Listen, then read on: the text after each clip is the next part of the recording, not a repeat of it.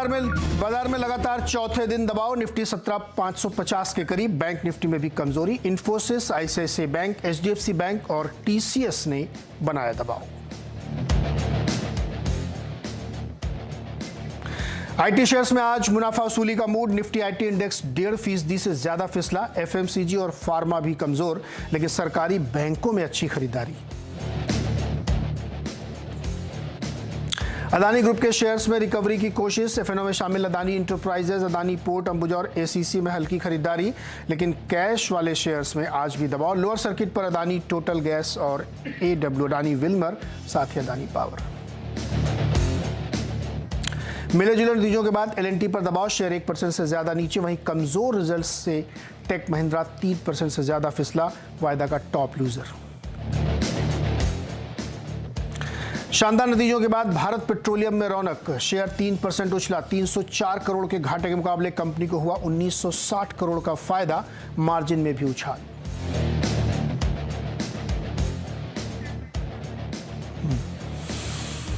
तो बाजार की तस्वीर जैसा कि हमने अभी बताया कि कमजोर है। ऊपरी स्तर पे बिकवाली मिड कैप में, लेकिन आज थोड़ी सी रौनक है। 200 पॉइंट से ज्यादा की मजबूती है। बैंक निफ्टी कंपैरेटिवली कम कमजोर है, निफ्टी ज्यादा कमजोर है। आज के मेहमान हैं प्रकाश गाबा सर, और जो आपके सवालों के जवाब भी देंगे। लेकिन गाबा सर, निफ्टी में अगर ट्रेड लेना हो तो क्या करेंगे आप? बाई करूंगा। बैंक निफ्टी में भी बाई करेंगे? देखिए एक काल है। कल हमने जो देखा, निफ्टी ने 2 अटेम्प्ट ऊपर जाने की किए। पहले तो फर्स्ट 15-20 मिनट्स में, फिर आपको शाम को 2:30 बजे एक अटेम्प्ट, दूसरा अटेम्प्ट, ये कोशिश कर रहे हैं आप। आज तीसरा अटेम्प्ट है। अब नीचे आया है, जैसे मैंने सुबह बताया था कि हो सकता है डिप अर्ली मॉर्निंग में चला जाए, या डिप आएगा, फिर एक कोशिश करेगा later part of trading session में, अभी भी कर सकता है, फिर एक अप जाने की। मार्केट थोड़ा लाइट जाएगा इन द बजट।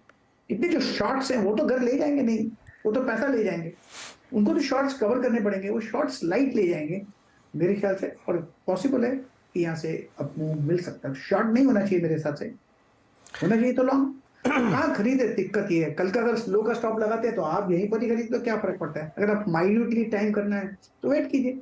मुझे लगता है आज का लो काफी हद तक सस्टेन होना चाहिए, निफ्टी और बैंक निफ्टी दोनों में।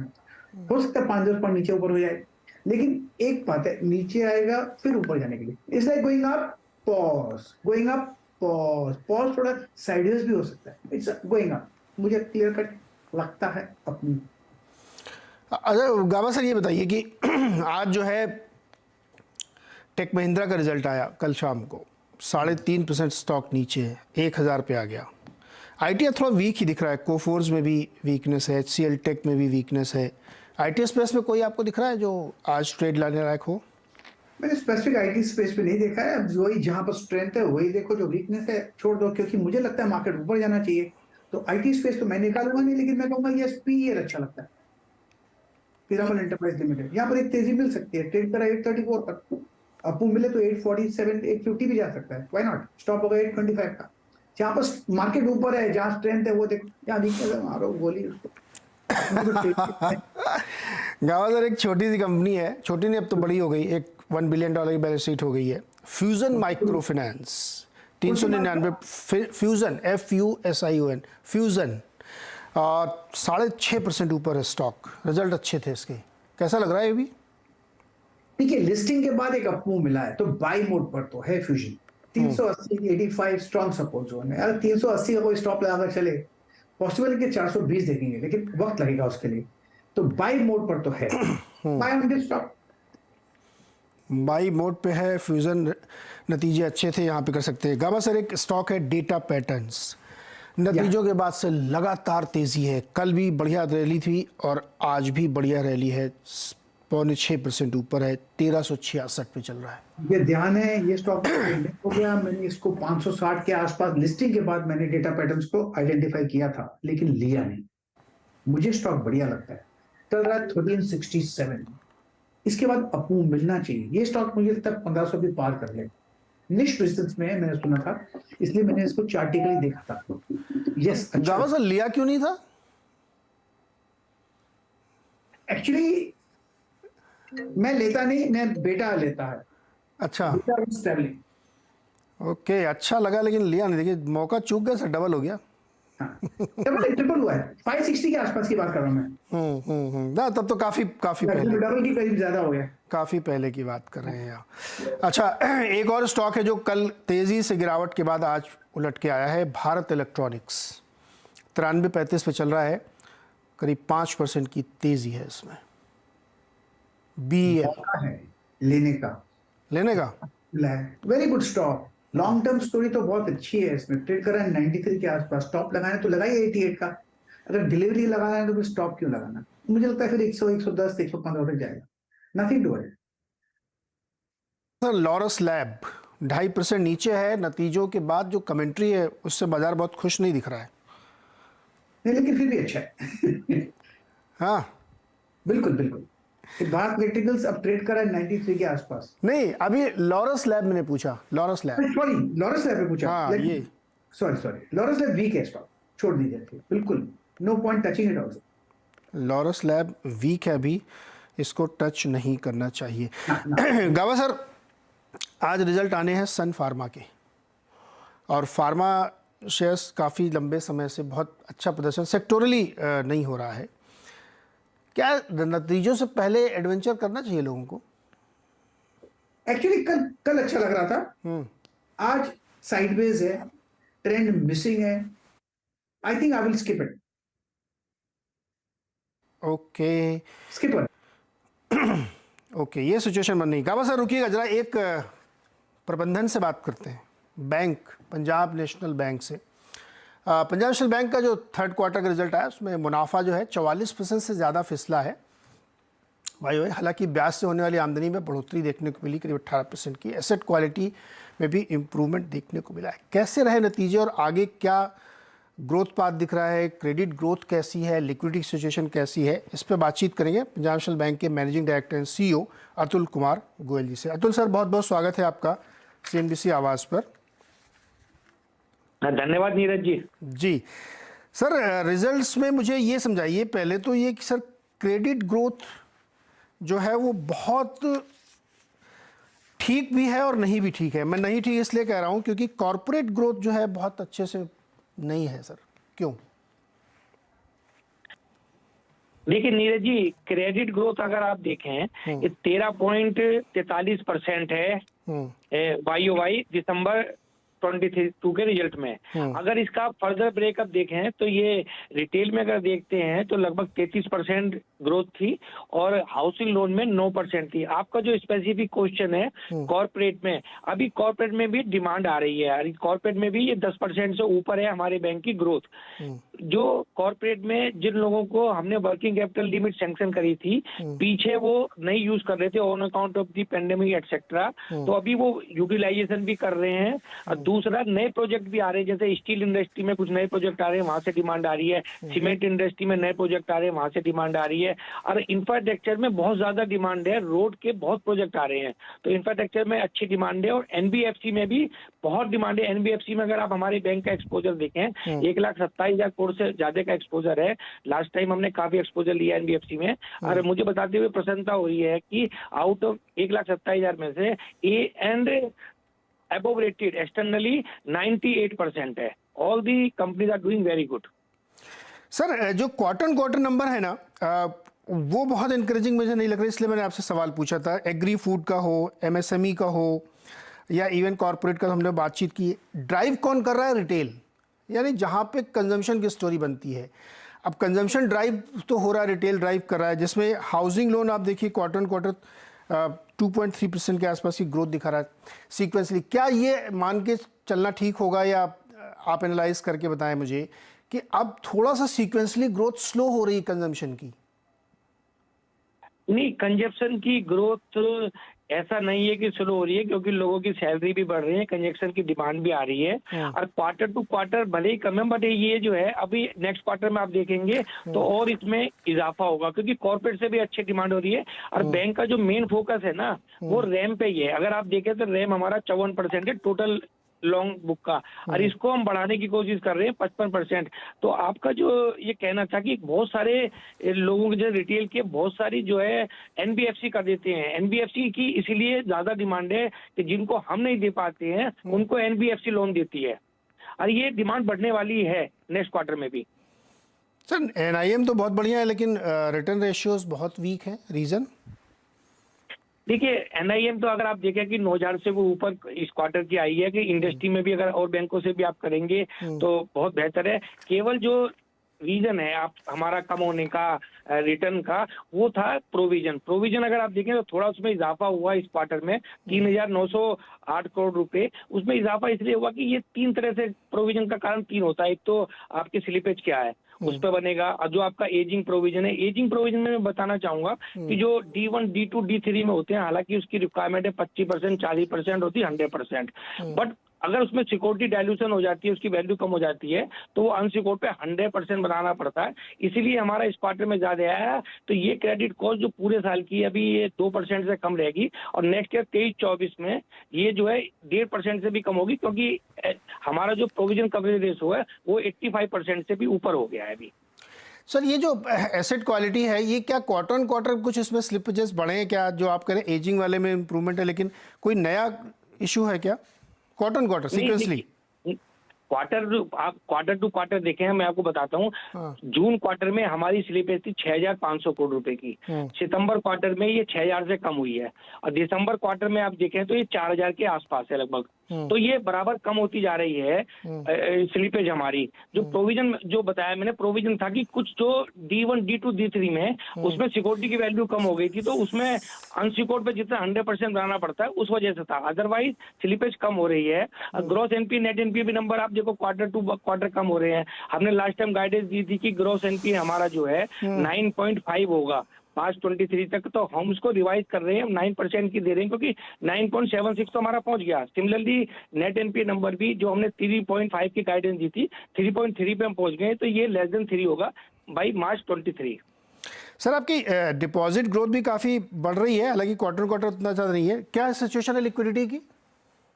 लिक्विडिटी देखिए पीएनबी में कोई इशू नहीं है। 10,000 ब्रांचें हैं, 16 करोड़ कस्टमर हैं, और लगभग हमने 64 लाख नए खाते खोले हैं 1 अप्रैल से लेकर आज तक सेविंग बैंक में। तो उसमें भी अमाउंट आएगी तो 7-8% हमारी कैट की ग्रोथ है, और जो है 13-14% क्रेडिट ग्रोथ है। तो अभी हमारे पास बहुत सारी एक्सेस SLR भी है, तो liquidity is not a issue in the Punjab National Bank. Deposit rate बढ़ाया सर आपने क्या अभी?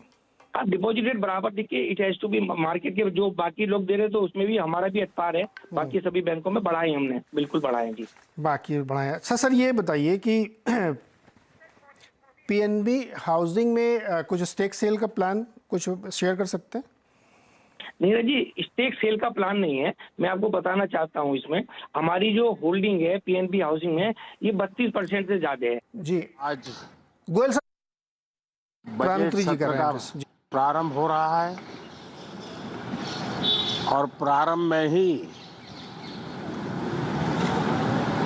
अर्थ जगत के जिनकी आवाज को मान्यता होती है, वैसी आवाज चारों तरफ से सकारात्मक संदेश लेकर के आ रही है। आशा की किरण लेके आ रही है, उमंग का आगाज लेकर के आ रही है। आज एक महत्वपूर्ण अवसर है।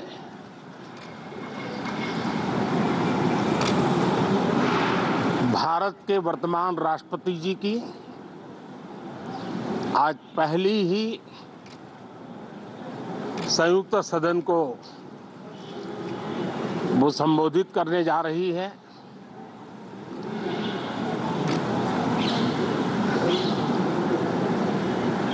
राष्ट्रपति जी का भाषण भारत के संविधान का गौरव है, भारत की संसदीय प्रणाली का गौरव है, और विशेष रूप से आज नारी सम्मान का भी अवसर है, और दूर सुदूर जंगलों में जीवन बसर करने वाले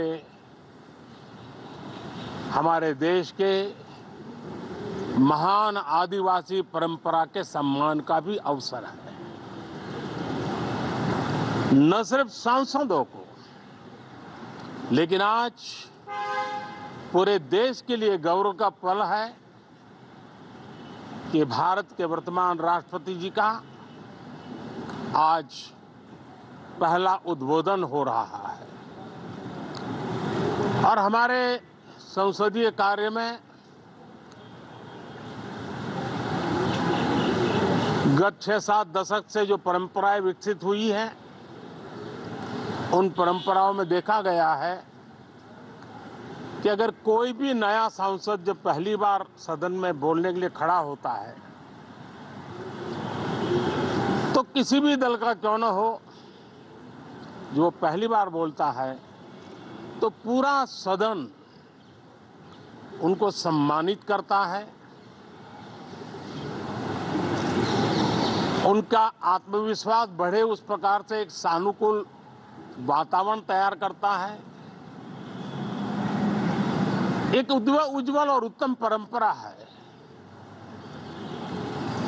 आज राष्ट्रपति जी का उद्बोधन भी पहला उद्बोधन है। सभी सांसदों की तरफ से उमंग, उत्साह और ऊर्जा से भरा हुआ आज का ये पल हो, ये हम सबका दायित्व है। मुझे विश्वास है हम सभी सांसद इस कसौटी पर खरे उतरेंगे। हमारी देश की वित्त मंत्री भी महिला हैं। वे कल और एक बजट लेकर के देश के सामने आ रही है। आज के वैश्विक परिस्थिति में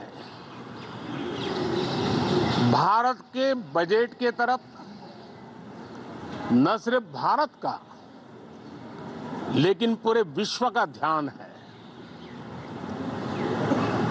डावाडोल विश्व की आर्थिक परिस्थिति में भारत का बजट भारत के सामान्य मानवी की आशा आकांक्षाओं को तो पूरा करने का प्रयास करेगा ही, लेकिन विश्व जो आशा की किरण देख रहा है उसे वो और अधिक प्रकाशमान नजर आए।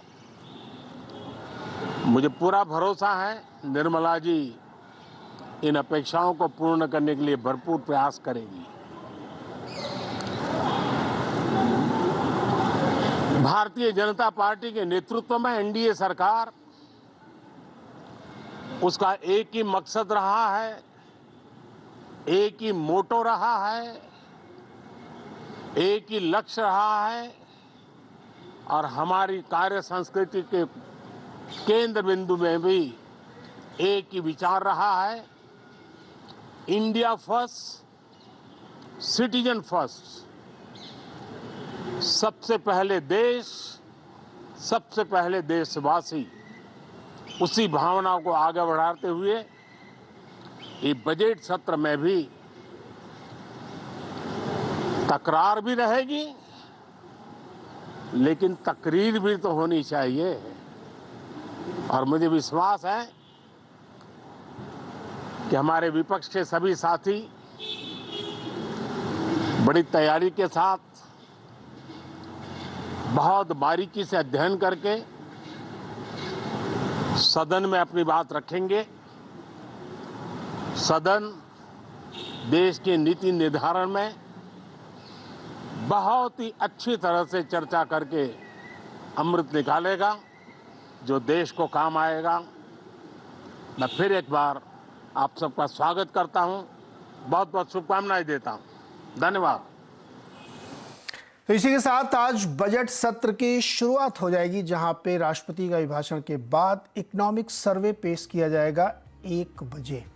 गोयल साहब हमारे साथ जुड़े हुए पंजाब नेशनल बैंक के। गोयल साहब, बजट सत्र की शुरुआत हो रही है और बहुत सारे लोग अलग अलग सेक्टर्स के तमाम उम्मीदें लगा के बैठे हैं। गोयल साहब, आपको क्या एक्सपेक्टेशन है बजट पे, क्या हो सकता है, क्या आपकी इच्छा की होना चाहिए? नीरज जी देखिए, बजट तो अभी 1 तारीख को आने वाला है, जी। तो हम तो यही कहते हैं कि बजट जो है ये पॉजिटिव बजट होगा। हाँ। सभी चीजों का ध्यान रखते हुए, जैसा कि प्रधानमंत्री साहब ने भी कहा है, हाँ। तो ये बजट तो पॉजिटिव होगा जी। जी अच्छा गोयल साहब, एक लास्ट क्वेश्चन आपसे। ये आजकल अडानी ग्रुप की बड़ी चर्चा हो रही है, इसमें आप लोगों का एक्सपोजर क्या है या नहीं है, वॉट एवर? देखिए धीरज जी, हमारा एक्सपोजर अडानी ग्रुप में केवल 7,000 करोड़ है। हमारी टोटल लोन बुक है 8,50,000 करोड़ की, इसमें 7,000 करोड़ का एक्सपोजर है और इन्वेस्टमेंट में केवल अराउंड 40 करोड़ के आसपास है। और इसमें फंडेड एक्सपोजर जो है 6,300 करोड़ है, उसके अगेंस्ट आउटस्टैंडिंग ओनली 3,500 के आसपास है और 700 करोड़ रुपए नॉन फंडेड एक्सपोजर है। तो अभी जो है, जो भी हमारे पास एक्सपोजर है लगभग 9-10 कंपनियों में, सब में जो है पेमेंट बराबर है और कैश जनरेटिंग असेट्स है, उसमें कोई मेरे ख्याल से इशू नहीं है हमारे लिए। ओके, प्रॉपर रिपेमेंट हो रहा, कोई इशू नहीं, कैश जनरेटिंग एसेट्स में दिया है। गोयल साहब भी हमें आश्वस्त करें। गोयल सर, बहुत बहुत शुक्रिया और शुभकामनाएं आपको। अगले क्वार्टर में हम लोग फिर से बातचीत करेंगे, देखें क्या स्थिति बनती है और उम्मीद करते हैं कि बजट जैसा कि आप करेंगी अच्छा ही होना चाहिए सबके लिए। बहुत बहुत शुक्रिया सर। बहुत बहुत धन्यवाद, बहुत बहुत धन्यवाद। चलिए वापस लौटते हैं गाबा सर के पास। गाबा सर, पंजाब नेशनल बैंक में पहले तो आपकी एक कॉल चाहिए मुझे। और गाबा सर का कनेक्शन काट दिया। अरे भाई जल्दी जोड़ो, गाबा सर ही तो हीरो इस शो के।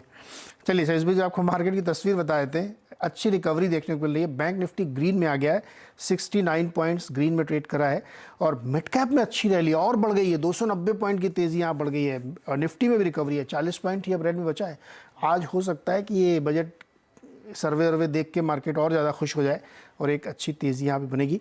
एडवांस डिक्लाइन आपके सामने के बाद ज़रूर रखना चाहूँगा। और ज़्यादा बढ़त हुई है, 2000 से ज़्यादा शेयर्स खरीदारी वाले हैं, 765 गिरने वाले। 2.6:1 का एडवांस डिक्लाइन है, जो ये दिखाता है कि ब्रॉडर मार्केट में अच्छी तेज़ी यहाँ पे बनती हुई दिख रही। गाबा सर वापस आ गए होंगे मेरे ख्याल में। अच्छा, तो गाबा सर से भी हम लोग कनेक्ट करने की कोशिश करते हैं। इस बीच आपके सामने मार्केट की कुछ और तस्वीर में रखता हूँ। फ्यूचर्स में देखें, अडानी इंटरप्राइजेस जिसकी काफ़ी चर्चा हो रही है इस समय, 4.5% ऊपर है, 3,043 रुपये पे इस वक्त ट्रेड करता हुआ दिख रहा है। अंबुजा सीमेंट भी 400 के पार चला गया है, 4.5% की मजबूती है, 407 रुपये पे वो ट्रेड करता हुआ दिख रहा है। गाबा सर, पंजाब नेशनल बैंक, अभी हमने मैनेजमेंट से बातचीत की, वो काफ़ी पॉजिटिव है, उनको लगता है कि बहुत अच्छी ग्रोथ आगे देखने को मिलेगी। स्टॉक कैसा लग रहा है आपको? मुझे लगता है पंजाब नेशनल बैंक में आज एक बाई सिग्नल जनरेट हो सकता है। आपने कहा कि पीएसयू बैंक में भी एक्टिविटी है। यस, पंजाब नेशनल बैंक में इन स्पेसिफिकली एक्टिविटी है। ट्रेड करा है 52.85 है, बस 52 का एक स्टॉप लगाकर चलें। पॉसिबल है कि 56 का जोन आते दिनों में देख सकते हैं। 1-2 दिन लग सकता है, लेकिन लगता है बाई सिग्नल जनरेट हुआ है इंट्राडे में और डेली में शायद शाम तक वो भी आ जाएगा। तो लगता है पंजाब नेशनल बैंक में एक अप मिलना चाहिए, कुछ तो होगा बजट में। ओके, चलिए फटाफट कुछ सवाल ले लेते हैं। जगदीश गोकानी जी मुंबई से हमारे साथ जुड़ रहे हैं। जगदीश जी नमस्कार, सवाल पूछिए सर। जगदीश जी आपका सवाल पूछिए सर। हाँ, सुबह से मेरे पास 7,000 शेयर 45 में लिया हुआ है। गावा सर, सुबेक्स 45 रुपए पे 7,000 शेयर। सुबेक्स यस, 45 रुपए में 7,000 से 34 पे टल रहा है। इन्होंने गलत जगह पे लिया, उसका लगातार गिरावट दे रहा है। मेरे को स्ट्रक्चर वीक नजर आता है, स्ट्रॉन्ग नजर नहीं आता। तो आई थिंक मुझे फंडामेंटल्स का थोड़ा भी अंदाजा नहीं, लेकिन 22 बहुत डीप हो जाएगा, हाफ हो जाएगा। मेरे ख्याल से होल्ड करना चाहिए। अगर इनको एक टाइट स्टॉप दे देता हूं मैं, वो रहेगा 30 रुपए का। 30 रुपए ब्रीच किया तो एग्जिट, अदरवाइज कंटिन्यू होल्डिंग है, शायद चला जाए आपके कॉस्ट के आसपास। सुबेक्स ठीक है, 30 का स्टॉप लॉस स्ट्रिक्टली फॉलो करिएगा। अलवर से रमण मीणा हमारे साथ है। रमण जी बताइए क्या सवाल है आपका? सर, मैंने 17 दिसंबर को एंड्रयू यूले के शेयर खरीदे थे 400। प्रकाश गाबा जी नहीं दिए थे उस दिन, और सर उसके बाद वो काफी किया, फिर मैंने 400 और ले लिए। अब इसमें क्या करना है? मेरी 29 रुपए 31 पैसे की बाइंग है, और एक IDFC फर्स्ट बैंक है मेरे पास 56 रुपए कुछ पैसे पे, 70-80 पैसे पे। तो सर उसमें क्या मैं और ले सकता हूँ? अब उसी रेट पे वापस आ गया, इसलिए कि 62 तक जाके आया था वापस, लेकिन वापस आ गया वहीं पे। ठीक है गाबा सर, एंड्रयू यूल 800 शेयर है इनके पास। देखिए ऐसा है कि फर्स्ट मैं एक क्लियर कट कलर बता देता हूँ। मैंने एंड्रयू यूल का स्टॉक कभी दिया ही नहीं है लास्ट 10 इयर्स में किसी को। ओके, फर्स्ट टाइम मेरे को जब आपने एंड्रयू यूल बोला तो दिमाग में अरे ये स्टॉक भी है, मैं तो भूल गया था कि 15, 20, 25 साल पहले मैं देखता था स्टॉक। बिल्कुल लास्ट 10 साल में मैंने देखा ही नहीं, फर्स्ट टाइम देख रहा हूँ। वेल स्ट्रक्चर मेरे हिसाब से देख लेता हूँ, ठीक ही नजर आता है। शॉर्ट टर्म में थोड़ी वीकनेस है, 20 रुपए तक भी आ सकता है, तो आई थिंक थोड़ा शॉर्ट टर्म में थोड़ी वीकनेस है। इनको अगर लॉस हो रहा है तो निकल जाना चाहिए, क्योंकि स्ट्रक्चर ठीक है मैं कहूंगा मंथली टर्म में, लेकिन स्ट्रेंथ नहीं है, इतना कह सकता हूँ। और आईडीएफसी फर्स्ट बैंक 62 पे इन्होंने लिया है। आईडीएफसी फर्स्ट बैंक 62 में लिया है, तो मेरे ख्याल से यहाँ पर भी थोड़ा हाई पे लिया है इन्होंने, ये होल्ड कर सकते हैं। 54 का स्टॉप लगाइए, हो सकता है 61 62 तक चला गया है, वहां पर उनकी कॉस्ट निकलेगी। तो उसके बाद मेरे ख्याल से अगर होल्ड करेंगे तो शायद 70 पे आ सकता है, 68 70 जा सकता है, उसके पहले निकल जाएगी। ओके, अगर होल्ड करेंगे तो हो सकता है, लेकिन अभी चूंकि इस तरह के बाजार है यहाँ पे कि बड़ा मुश्किल वाला दौर है। अगला सवाल ले लेते हैं एक और। कुमुद गुप्ता जी शायद अभी कनेक्ट नहीं हो पा रहे हैं, चलिए वापस अपने ट्विटर पे आते हैं। गावा सर, ट्विटर पे एक सवाल भेजा है किसी ने, रमेश जी ने, जो जानना चाहते हैं कि क्या टीसीएस का शेयर इस भाव पे खरीदना चाहिए जिस भाव पे अभी चल रहा है? एंट्री का पॉइंट है क्या? एंट्री का पॉइंट तब बनता है जब आपका टाइम फ्रेम क्लियर हो। अगर आपका टाइम फ्रेम 2 साल का है, बिल्कुल बनता है, ले लीजिए। अगर आधे घंटे का है तो मेरे ख्याल तो होल्ड कीजिए, ये टाइम फ्रेम के ऊपर पूरा चलता है। मेरे ख्याल से टीसीएस का सपोर्ट के हिसाब से 3000 के आसपास स्ट्रॉन्ग सपोर्ट जो है ऑन हायर टाइम फ्रेम, वो नहीं ब्रीच होगा। तो अगर वो सोचते हैं तो मेरे ख्याल से 4000 ही पॉसिबल है आते तो ये टाइम फ्रेम के हिसाब से आपको लेना पड़ेगा ट्रीटमेंट पर।